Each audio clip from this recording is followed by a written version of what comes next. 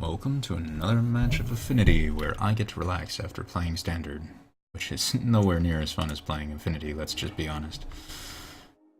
This hand is perfectly acceptable. We have 2 mana. Looks good. It's really bad if they kill Signal Pest on turn 1, but very few decks are going to kill a Signal Pest when it's alone.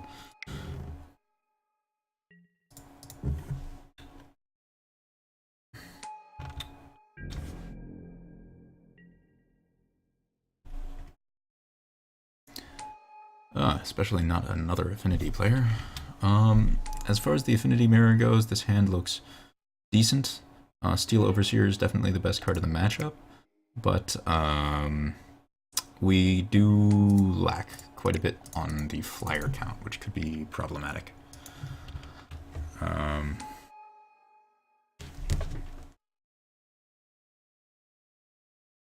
Yeah, I think Overseer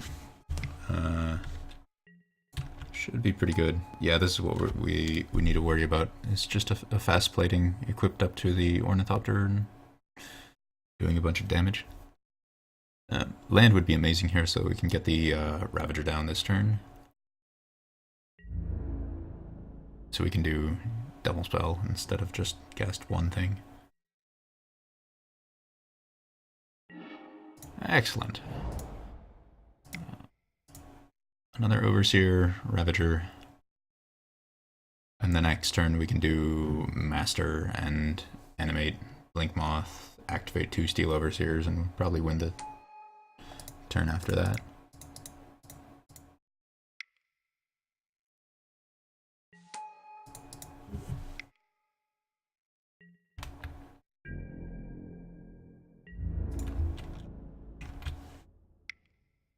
Actually, maybe we just win next turn if we draw a land and he doesn't attack. Looks like he passed too fast through his main phase. Huh. Well, our hand was great anyways, so Aether Grid, Ancient Grudge, Nazis, take out Signal Pest. I don't like Signal Pest in this matchup because both players just have way too many flyers. Like all of the Ink Moths and all of the Blink Moths block it profitably.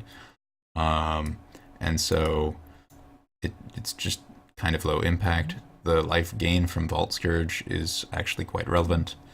You don't want to really cut any of these payoffs. And then the Memnites actually do accelerate you a reasonable amount in the matchup, which is important.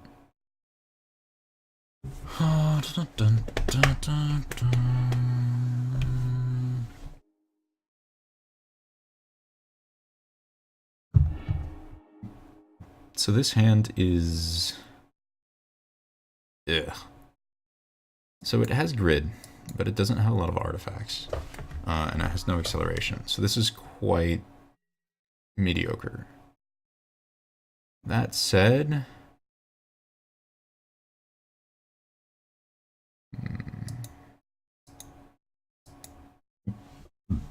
It's mulliganing much better. I don't think we're actually going to... This hand doesn't beat at turn 1 or turn 2 Overseer, though. That's the problem. I think I have to mulligan it because it's just too slow. And now we just lose because we mulligan to death. I think we have to bottom that and just hope for land so that I can land and falls anyways. This is exactly why I'm very hesitant to mulligan. Of course, our opponent kept a super risky 7. They're going to pass on just Mox Opal Memnite.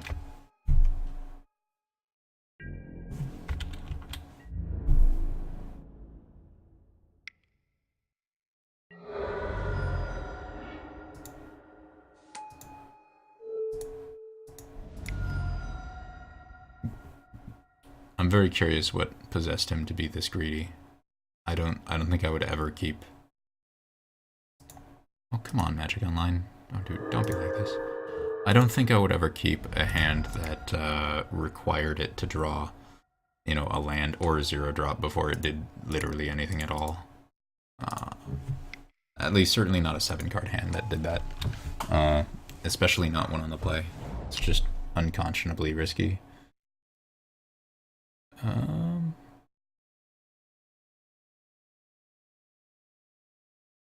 Of course, now he gets to unload, and he has a massive card advantage.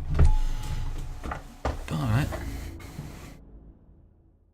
really, not even attacking with Memnite. What is going on?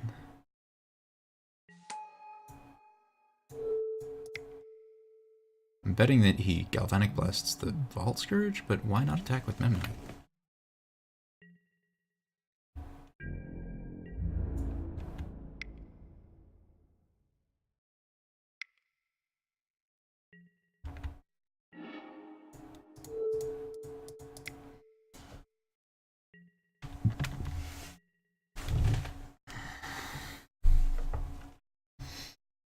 There was an argument to Galvanic Blasting this to try to keep him off of the second mana, but if he's got another 1-cost artifact, then that's kind of bad. So it's highly dependent on his hand whether or not this is a good play.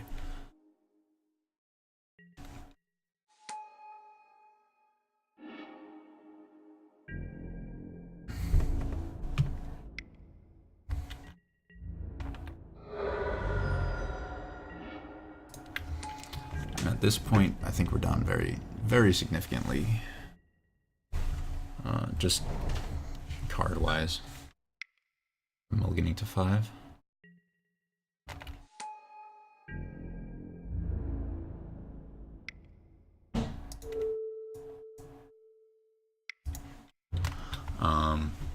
A grid actually would win the game here. Just start killing everything he plays. Grid, come on, please. Yeah. So this is bad, but fortunately his clock is pretty small for the moment, so...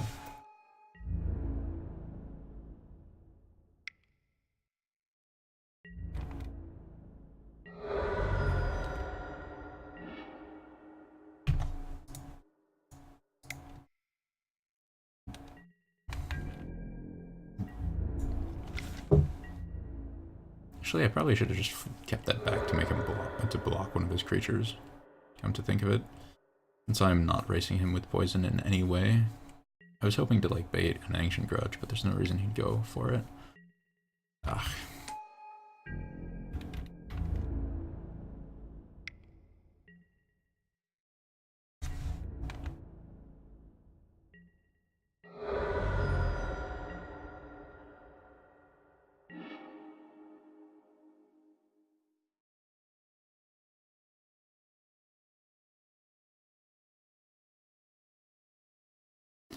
Yeah, there's no way to win from here. Not against that board position. So it turns out that mulliganing to 4 is not a great move.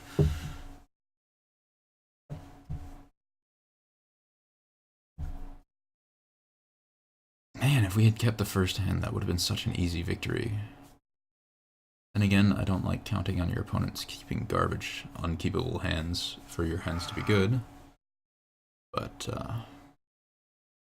you could definitely see the power of Grid if I had resolved it in that matchup, because he would have been able to do nothing. I would have just killed every creature he played right as it got played, and they'd never be able to get large enough to survive.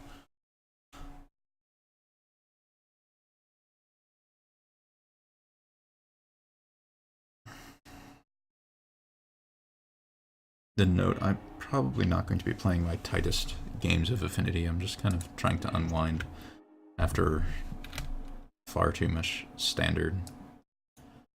Ugh. This is the hand where I wish I had another mana source, but as it is, this is unkeepable. It can't cast a spell. 1 red mana in this hand is amazing. Better to scry to red mana for the grid than try to get greedy and keep that.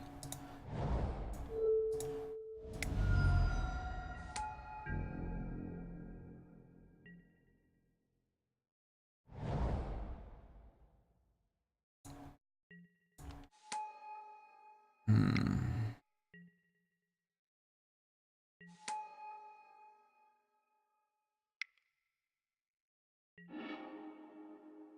Oh, that's very aggro.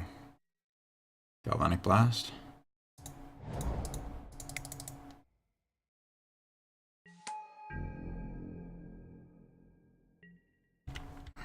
He probably has another.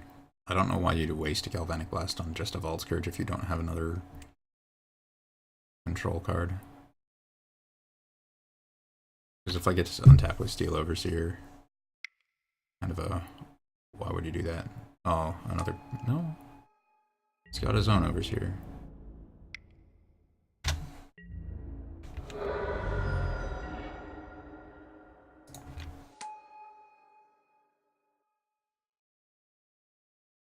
I think I'm going to run out the plating, animate the Ink Moth, and activate the Overseer.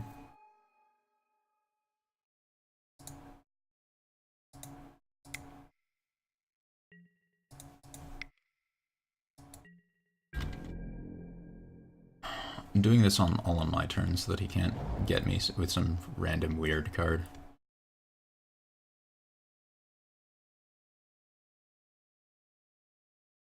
Like if he drew Galvanic Blast, then he could blast my Overseer in response to me activating the Nexus or weird stuff like that. I know I'm not blocking with either card, so it's not like there's too much bluff value that I could gain.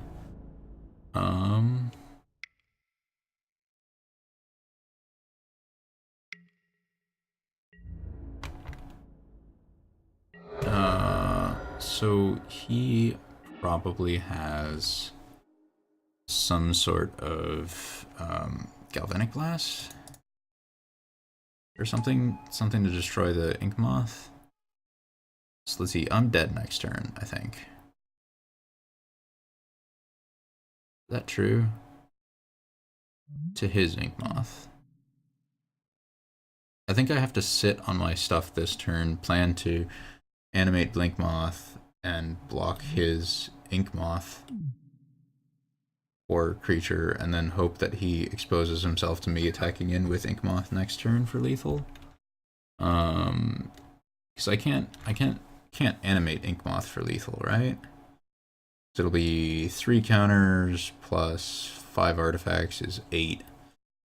Or 3 power plus 5 artifacts is 8. Yeah, that's nowhere near lethal. So I can't go for lethal, and I definitely die to him next turn if I do that.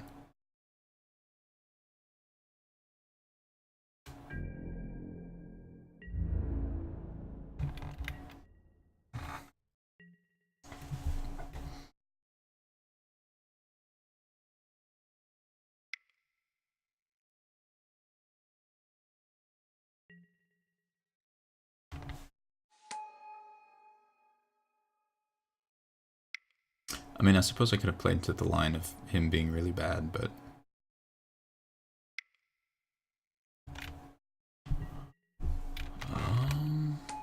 please equip that.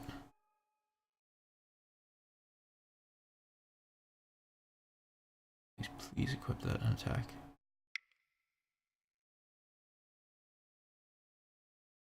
Oh, is this a...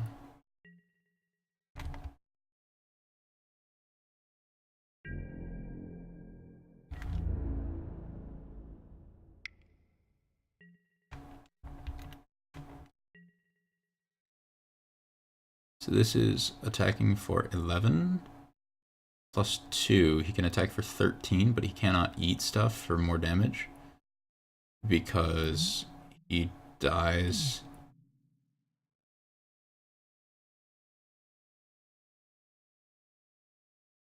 The Ravager if he does that. I can activate Ink Moth and block that, and then if he sacrifices the Ravager to it,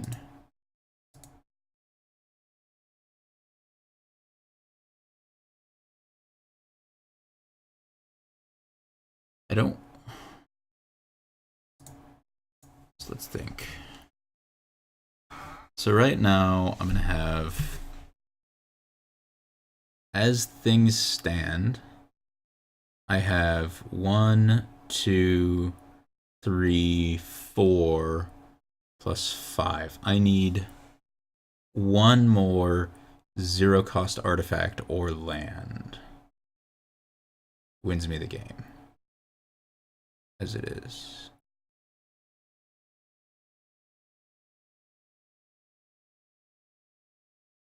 Regardless of what I do, I think if I give him another turn, he wins. So I'm going to take the line where he can't, like, do something tricky and kill me.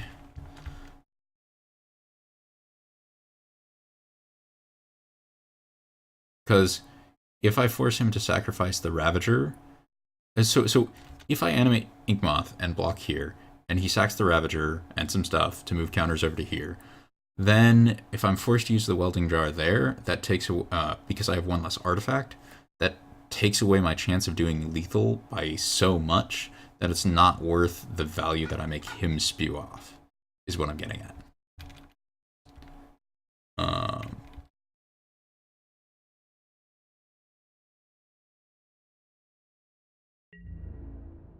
For the record, I think what he did this turn is a complete mistake.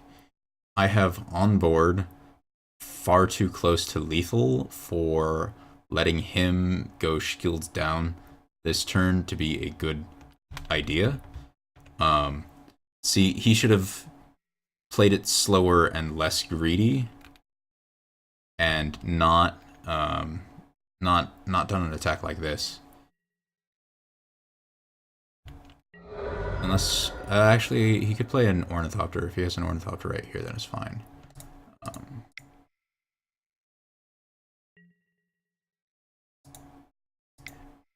Basically, because he's so far ahead with this board position compared to this board position that he has no reason to take the risk that I draw the card that kills him. He should just, you know, sit back on top of his Steel Overseer and many more creatures and win, like, a turn later. Because now I draw an Ornithopter and I activate the Inkmoth. I equip Cranial Plating. Activate the Steel Overseer. And now I have exact lethal because he decided to get greedy. See, this match right here is an example of why I think Affinity versus Affinity is such a skill testing game, is because you can be at a massive advantage, like his board position was compared to mine. Like, you can see we have almost exactly the same cards, except he just has more cards. Is that true? I have one more Darksteel Citadel than him, but he has a Mox Opal, which is just better.